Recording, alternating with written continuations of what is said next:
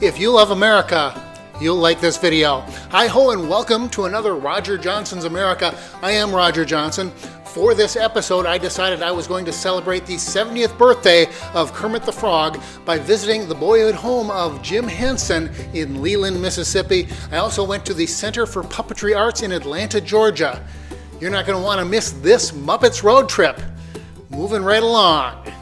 I love to travel, and I love America. From the Purple Mountains' majesty and across the fruited plain, from sea to shining sea. I want you to join me as I celebrate America one adventure at a time. This is Roger Johnson's America. As a kid,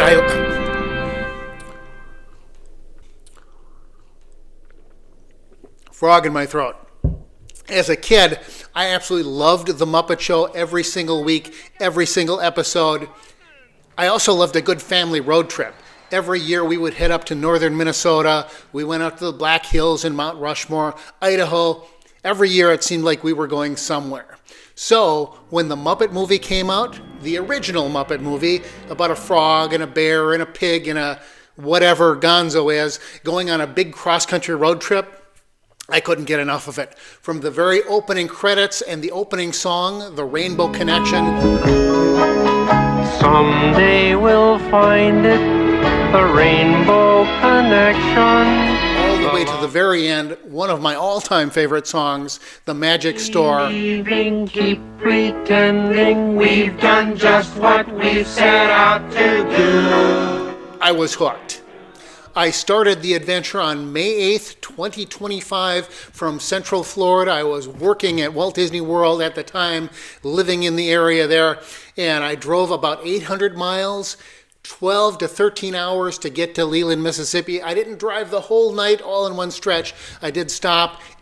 So when I decided I was going to take this epic road trip to the boyhood hometown of Jim Henson, Leland, Mississippi, there was only one song that was absolutely perfect for this adventure. Moving right along in search of good times with good news, with good friends you can't lose. This could become a habit, opportunity knocks once, let's reach out and grab it. Yeah. May 9th, 2025, I arrived in Leland. It happened to be the 70th anniversary of the birth of Kermit the Frog. On this day in 1955, our trademark brand of gentle chaos first burst onto the scene thanks to our friends Jim and Jane Henson. Yeah. The anniversary of his first appearance on television. Jim Henson's first television program was called Sam and Friends. It featured a number of different puppets, including Kermit the Frog. First we have... Chad Huntley, NBC News, New York. Yes, indeed, but let's not be quite so... Jim Henson was not born in Leland, Mississippi. He was born in nearby Greenville, Mississippi, September 24th, 1936. The family lived in a home in Leland. Jim's father was a scientist with the U.S. Department of Agriculture, and that's where he was based. That's where they lived. That's where Jim Henson grew up. As a kid, he would play along the banks of Deer Creek. When you visit Leland today, you'll find along the banks of Deer Creek the Kermit the Frog Birthplace Museum. The museum is also called the Jim Henson Delta Boyhood Exhibit. If you look online, you can find it by looking up either one of those. The museum was open August of 1991. It's not a very big museum, but if you're a Muppets fan, it is a definite must-see. As you walk on in, there's a display there of Kermit the Frog playing his banjo, just like at the beginning of the Muppet movie. Then surrounding that central exhibit, there are pictures of Jim Henson from his boyhood and other exhibits of various toys and merchandise that the museum has collected over the years. The museum hostess that was there at the time when I visited told me that most of the items had been donated to the museum over time. So this is where you start to feel old, or at least I did anyway, when you go into the museum and you see something on display that you had there when you were a kid. My brother and I, when we were kids, we had puppets, Muppets. I had Kermit the Frog, he had Fozzie, or Maybe I had Fozzie and he had Kermit. I don't remember who had which one. They've been lost to time, so it was very cool to go inside the museum and see them on the shelf there in the display case. I forgot how big it was or how small it was. Quite a bit smaller than what I remember it being. Also in the display case, they had several albums that we had when I was a kid. They had the Muppet Show 2 album. Jim Henson had produced a film called The Frog Prince, starring Kermit, as well as his nephew Robin. Excuse me. I didn't mean to trespass. Oh, now, wait now. You're not trespassing. There's always room for one more frog in the forest, especially one your size. By the way, my name is Kermit. When I was a kid, we had the album.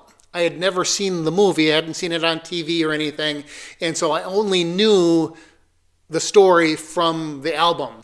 I didn't even know what some of the characters looked like except for the pictures on the album cover. One of the really cool things about small museums, small town museums, county museums, that kind of thing, they're so much more easygoing than the big, fancy, expensive places. I'm there, I'm trying to shoot video through the glass on the display case, and there's a bit of a reflection and the lights and everything. The hostess there, she says, yeah, just open that right up and you don't get any glare from the glass. Yeah, they don't let you do that at the Smithsonian. Yeah, I learned that one the hard way. I did get a chance to ask where they got a majority of their funding for the museum, and the majority of the funding does come from donations. There's no charge to go in the museum, but when you go in, there is a little box there for donations, so make sure that you give a little bit of money there to help keep that museum going. It is fantastic. Now, they did also have, speaking of funding, they also had a little gift shop there at the museum. I bought myself a patch. I always buy a souvenir patch whenever I can if there's a good patch that I really like, and this one was a good patch that I really liked. So after leaving the museum, I headed upstream along Deer Creek a little ways, and there you will find what is now known as the Rainbow Connection Bridge. It was dedicated September 24th, 2011, which would have been Jim Henson's 75th birthday. The Rainbow Connection Bridge is just a couple blocks away from downtown Leland. There's a couple other museums there as well, so if you're in Leland and you do like museums, you've got quite a few to choose from. From there, I decided, yeah, I'm not done with this road trip just yet. There's more to see, there's more to do. So I headed to Atlanta, Georgia, another long overnight drive, stopped partway through, got a place to stay, and then the following morning, then I headed into Atlanta. Made my way to the Center for Puppetry Arts, just a short distance from downtown Atlanta, just on the edge of downtown.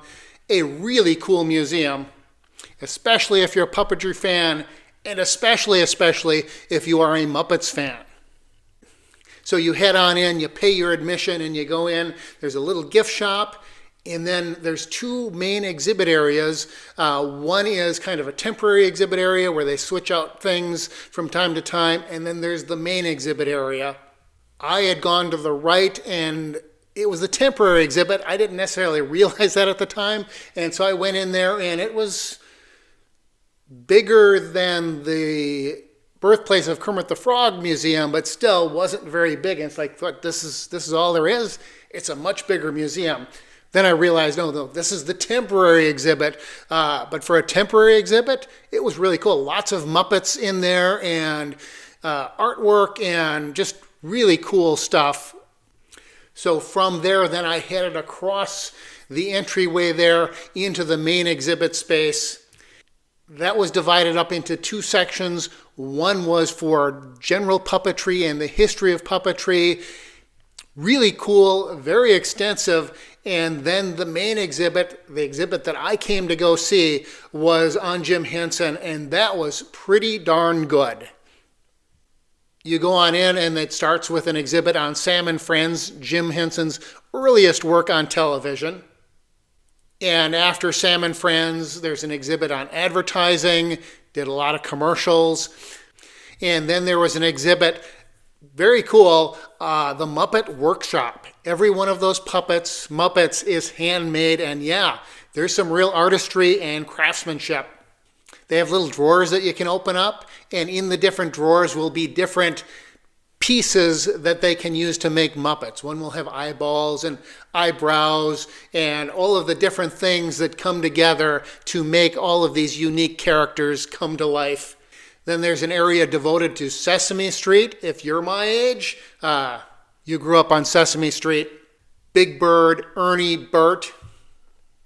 Then, of course, there's the Muppet Show, and then all of the various Muppet movies, The Great Muppet Caper, The Muppets Take Manhattan, Muppet Christmas Carol, etc., etc. And then the very last part of that gallery, the Jim Henson exhibit area, was focused on Jim Henson's later works, other works, The Dark Crystal, Labyrinth, other projects like that.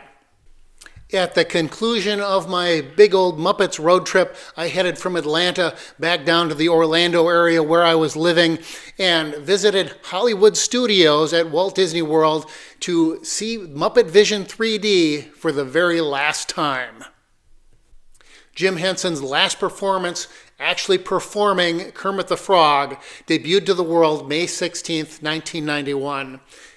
Muppetvision 3D was Jim Henson's very last work, last performance as Kermit the Frog. And less than a month after that visit, Muppetvision 3D closed forever and is now gone.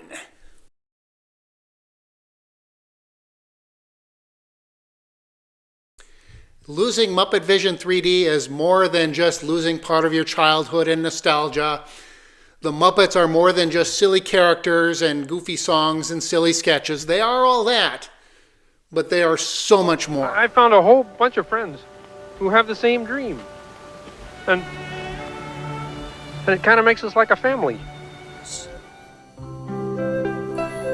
If just one person believes in you, deep enough and strong enough, believes in you, heart saying goodbye, going away, seems like goodbye, such a hard thing to say. On a separate, subsequent trip, I got to visit College Park, Maryland.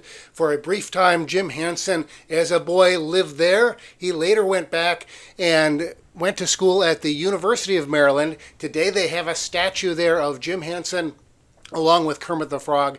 A neat spot if you are a Muppets fan and you happen to be in the Washington, D.C. area, College Park, Maryland area.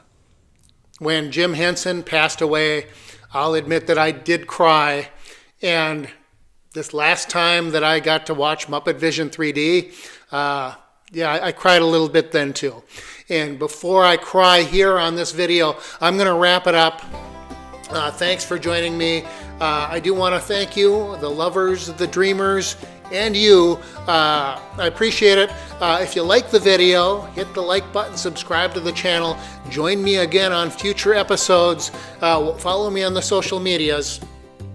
Until then, keep believing, keep pretending. We've done just what we've set out to do. Until next time, this has been another Roger Johnson's America.